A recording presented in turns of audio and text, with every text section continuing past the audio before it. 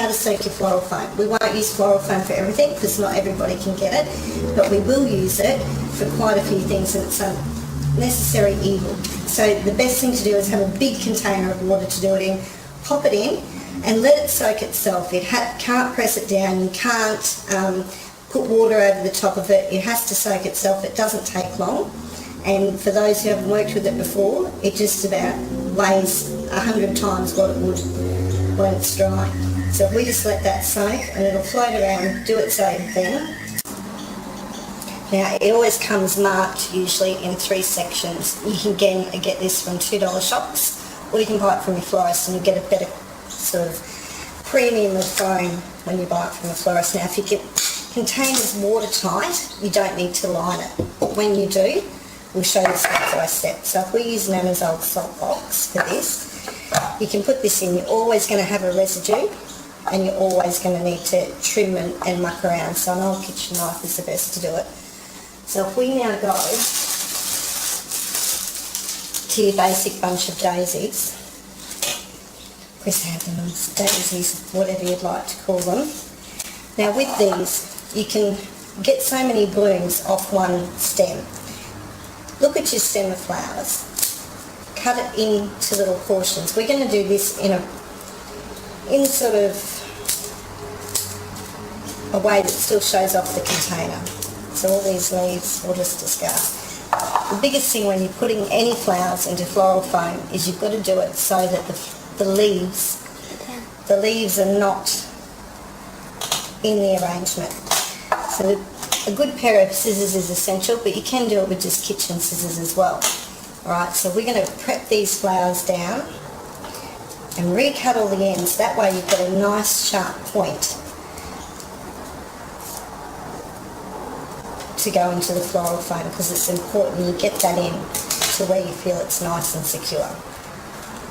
Alrighty. Now for this one we're going to do it entirely without greenery. And we're going to make it so it holds a little high and curves around the front. And we're going to use all flowers because unlike a florist shop, you're not going to have greenery kicking around and that sort of thing. So we're going to start with a focal flower. And when you push these in, it's got to go in to the point where it doesn't want to move. So if you give them a little tug, you'll know. If you just sort of put it in so far, it's flimsy, and then it'll rock around in there, which will make that hole bigger and makes the flowers unsecure, and they won't drink as well. But if we keep it at these sort of lower and higher levels, it creates some depth to it. If you do it all to one level, you won't have that depth and interest. So normally, as in nature, your buds tend to go to the top of your arrangement. And again with these, we'll just cut them down, keeping most of the length, because that way you can adjust if you need to. The other thing with all your stems of flowers, the leaves that are already on here, you can use. And if you place those in, you can get the feel of it. And it gives you just that little bit of greenery without having to buy a bunch of greenery, without having to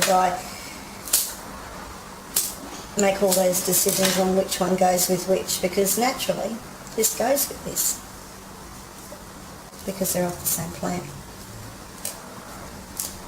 Now that's a no-no. We should always use scissors, but it's whatever works really. So again, keeping that depth in, if you lower them down, and I'm doing this back to front, which is a little bit difficult. The main thing is to cover all your mechanics. Which means? Which means you can't see the stems. If you can see the stems through things, it's not as attractive. You want to see the blooms. Now you can hear, you're going to keep your voice in this, Karen? I don't know. Well, you should, because you're going to ask questions that everyone would ask, that I wouldn't think to explain. So Okay, I think we might do that. I think we'll have a chat between us while we do it. What do you think? I think so. Yeah. because otherwise I will prattle on 100 miles an hour and think everyone's got a handle of it. So how's that looking from the front, because I can't see it? Well, if you need to turn it around and have a look at it, that's going to work for us. That'll be alright? too. Yeah. Alright, good. So we're just going to fill these in, and again, I think it's important to sort of look at each stem before you cut it into pieces, because you can see, if you're doing a number of arrangements, you can plan it out. Maybe if when you do your next cut, bring the stem around, on an angle, so we That can way. see. Yeah. Okay. Don't know if we need another cut. So when you start to get your height at the back of it, you can use your smaller blooms, and that way they don't take over the whole arrangement. And this is very, very basic, but it's something that you can do at home without, at short notice, I think is the most important thing. It's only going to take a dash down to the supermarket, and we're going to do ones with herbs in them and fresh herbs that you've got in the cupboard, so if you've got people that have decided to come for a visit and you want to dress the table, it's something that can be done easily and quickly and without spending a fortune is the important thing, isn't it? Absolutely. Yeah.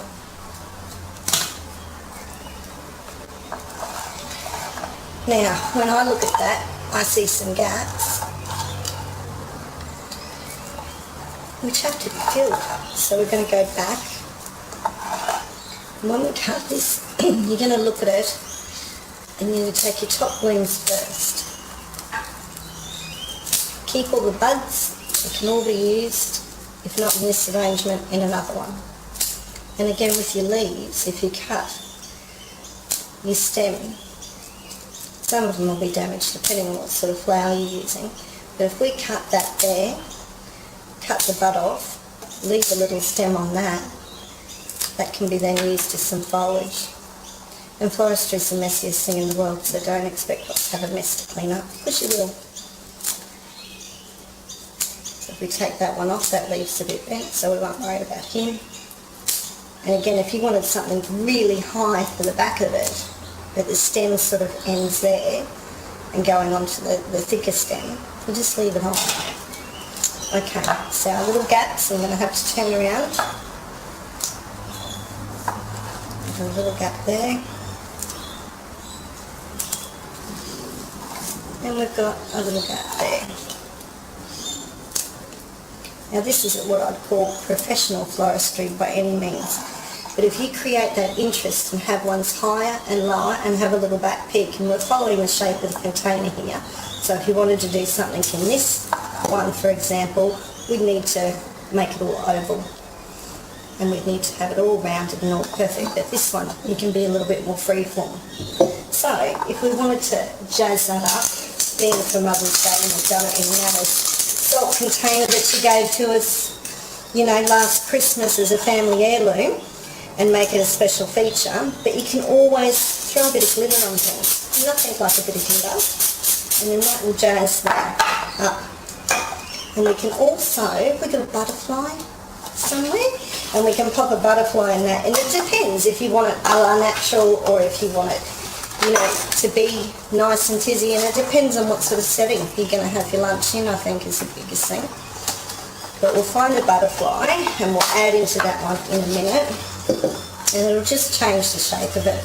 So we've got a few sort of pinks on there, and maybe if we highlight it with a blue or something or anything like that, would be perfect.